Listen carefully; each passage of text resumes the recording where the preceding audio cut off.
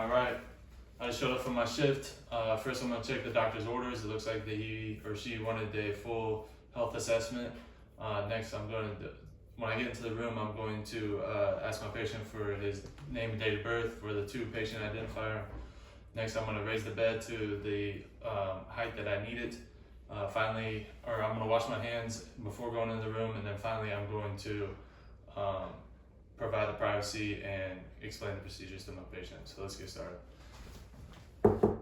Hello, may I come in? Yep. All right, my name is Gabe. I'll be your nurse today. Can I get your name and date of birth? Braden Estes, and February 2nd, 1995. All right, excellent. So today we're going to be doing a full health assessment. Does that sound all right with you? Yeah. All right. Do you have any goals this year? Goal is just to make it through my third year of medical school. Third year of medical school? All right. Do you remember what you had for breakfast? Today I had a bagel. For bagel? Do you have, what would you do like in a case of a fire? Call 911. Call 911, all right. Do you know who the president is? Donald Trump. Donald Trump, all right. Do you know where you're at today? Yeah, I'm at a hospital for a regular checkup. Do you know what time of year it is?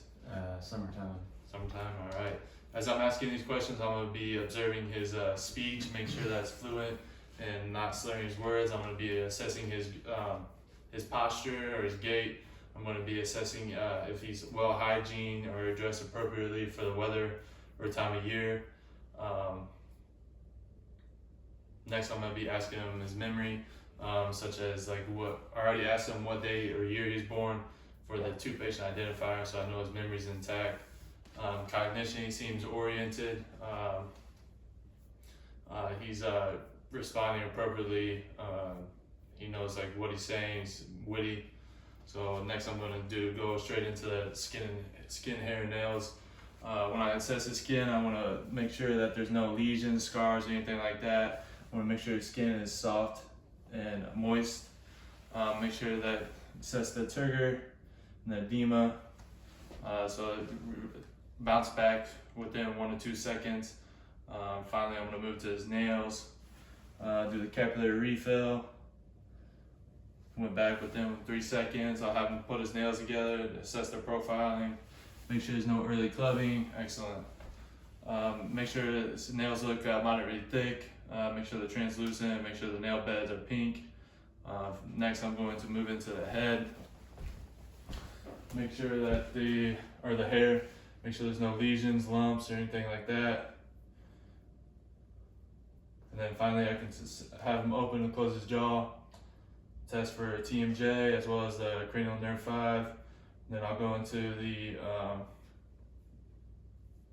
palpating the lymph nodes, make sure there's no swollen lymph nodes, deep cervical chain, the submental, submandibular, the ocular, the posterior or the post-ocular, then the jugular diastric, the cervical chain. All right, excellent. So next I'm going to move into his eyes. I'm going to do a test for the round reactive equal as well as the red reflex. Excellent. And then I'm going to test the 6 cardinal gazes. Make sure you follow my finger.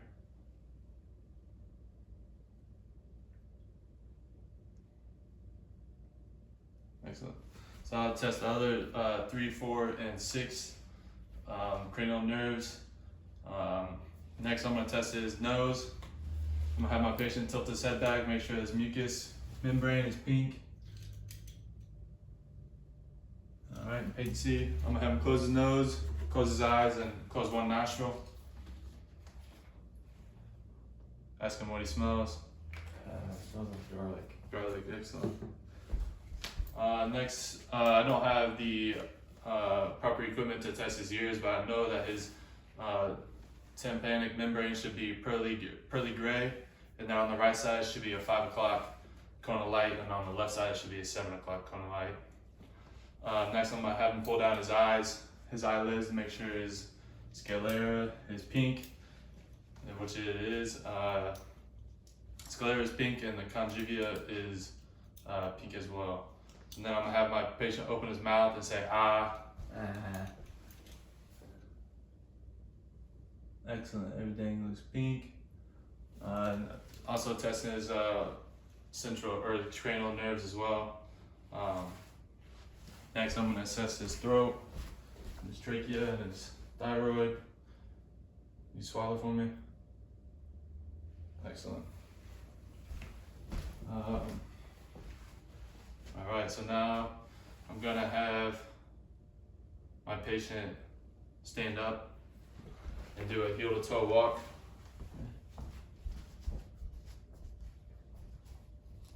Excellent. Can you walk back? It's normal. Yes. Alright, so now I'm gonna have him stand in front of me, close his eyes, make sure he's not swaying. Alright. Now I'm gonna have my patient move his arms for the range of motion. Can you move them? You move it straight out. And then keep your arms up. Alright. You feel any pain with that? Nope. Alright. You can go ahead and sit back down. Can you move your head down? Move back. Can you circle? Feel any pain with that? Nope. Alright. Can you raise your shoulders? Alright, don't let me push. Excellent. Don't let me push your head. Excellent. Don't let me push your head. Alright. Sorry, you're gonna have to stand back up. And then can you. Alright. And then can you turn it in?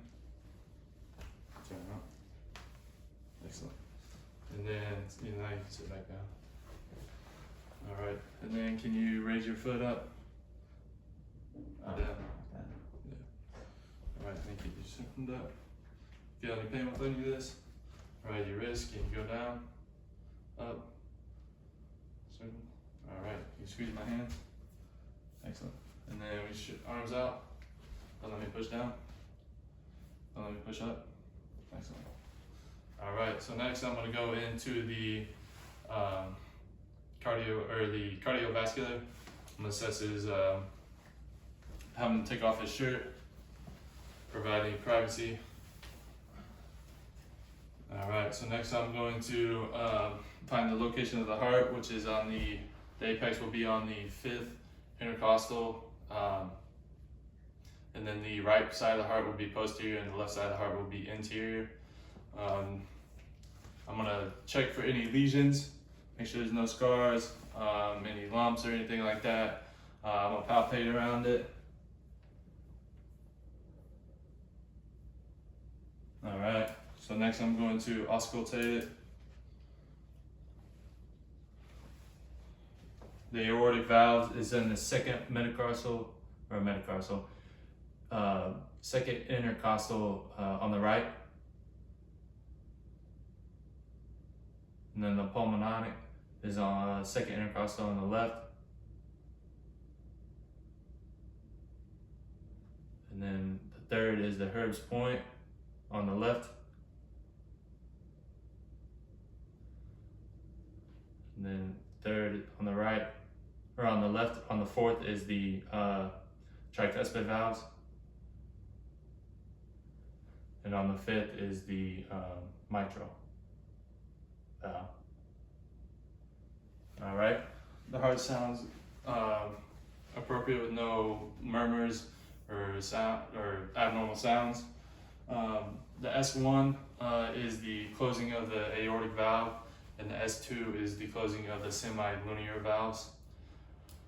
In the aortic valve and the pulmonic valve, you should hear S1, and then in the Herb's point, you should hear both of the valve, or you should hear S1 and S2, and then on tricuspid and mitral, you should hear S1 or just S2. Next, I'm going to move into the respiratory.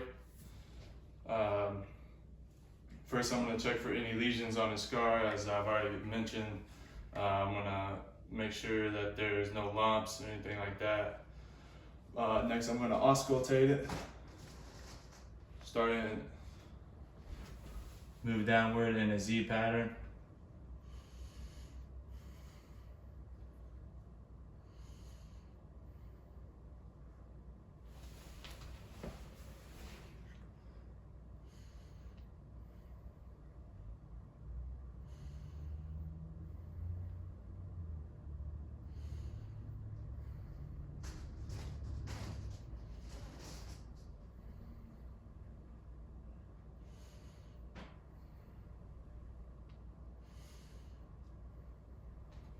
Excellent.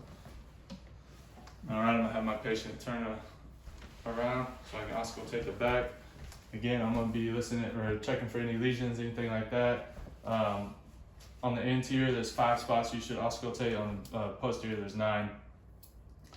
Again, I'm just gonna listen for normal sounds.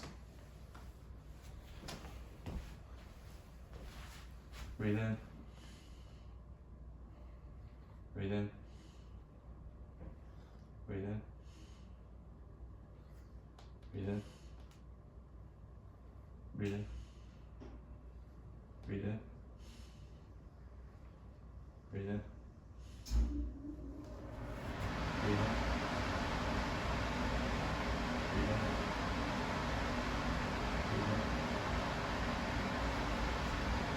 Breathe in. Breathe in. Excellent. So the normal sounds.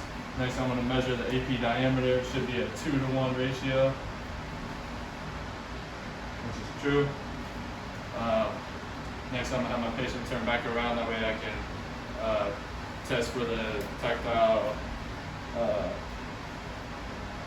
rhinitis. Every time I move my hand, I'm going to have my patient. Every time I'm gonna have my patient say 99 every time I move my hand. 99. Yep. 99. Yep. 99. 99. 99. All right, I'm gonna take a deep breath in, deep breath out. Excellent. So now I'm gonna do percussion.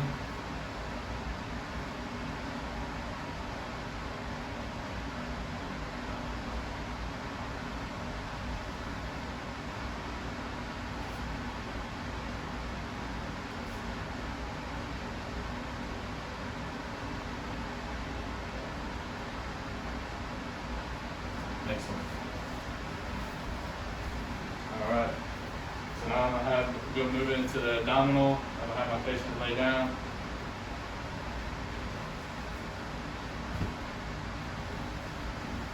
All right.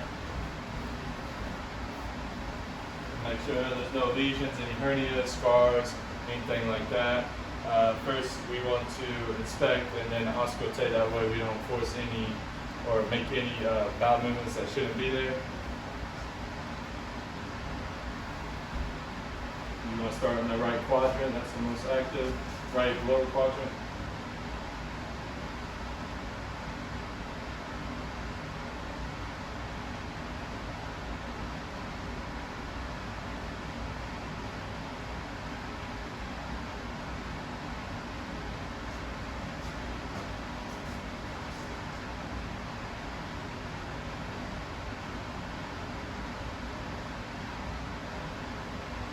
Alright, so it sounds like proper vowel movements, vowel sounds. The normal one should be between 10 to 30. Anything less than 10 would be hypoactive, anything more than 30 would be hyper. And again, for the sake of the video, I realized that I didn't mention the lung. On the right side, you have an upper, middle, and lower lobe. And on the left side, you have a superior and inferior lobe. So now I'm gonna do a light and deep palpation. On the right lower quadrant, you should have the ascending and cecum. And then the top right, or the right upper quadrant, you should have the gallbladder and liver. The left upper quadrant, you should have the stomach and spleen. And then on the left lower quadrant, you should have the descending and sigmoid colon. So it doesn't look like feel any lumps or any lesions or anything like that. Next, I'm going to do the percussion.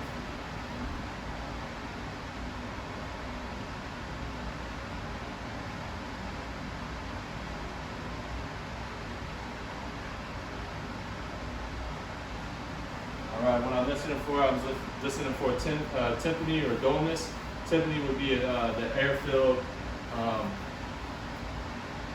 lesion or air-filled space, and then if there's dullness, that means there is a fluid filled. So next I'm going to have my patient put his shirt back on. And I'm going to sit back in the chair.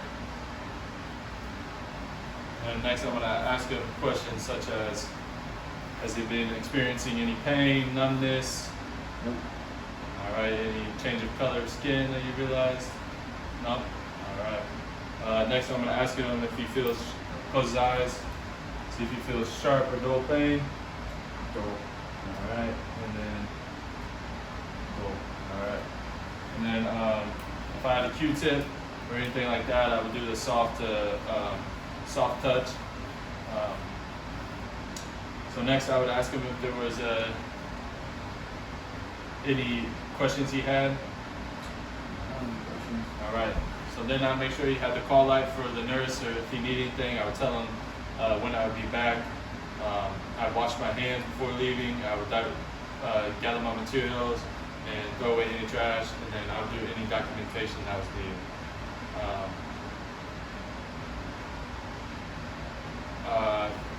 I just remembered I gotta do the pulses for the cardiovascular. First I would do the temporal.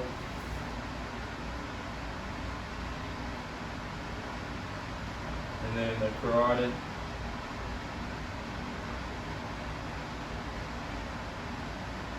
And then the frontal.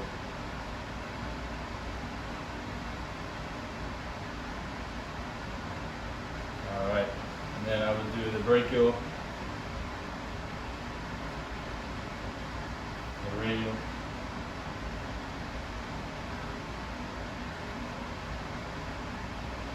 And then the popliteal.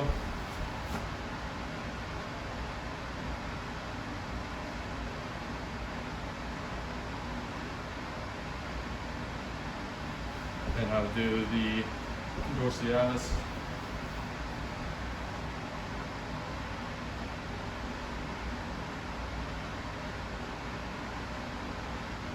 And then the post-tibialis.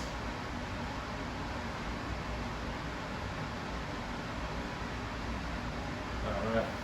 And next I would do check the frontal and the maxillary sinuses, see if there's any tenderness in his face.